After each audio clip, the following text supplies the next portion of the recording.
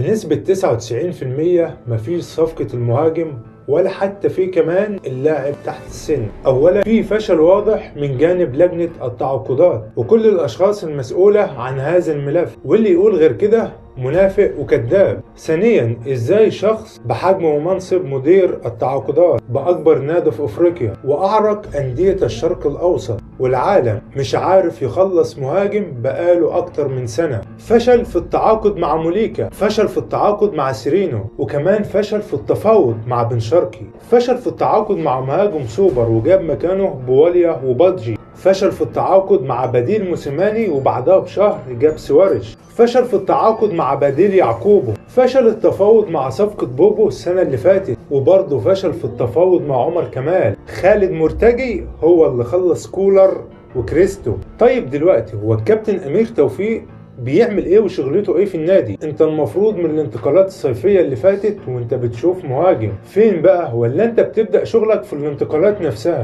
امير توفيق وجوده في النادي هو استمرار لاستكمال الفشل، فاتمنى يحصل تعديل للمسار ونرجع الناس اللي بتفهم لمكانها، واحد زي الكابتن هيثم عرابي، ونعمل مجموعة للكشافين في مصر وبره مصر. الله يرحم ايام كابتن هيثم عرابي، كان بيجيب اي لاعب ممكن تتخيله في شوال. جاب مؤمن زكريا ربنا يشفيه ويعافيه يا رب من قلب الزمالك، جاب حجازي من ايطاليا وناديه كان طالب مبلغ خيالي وفي الاخر جابه ببلاش وباعه ب4 مليون يورو.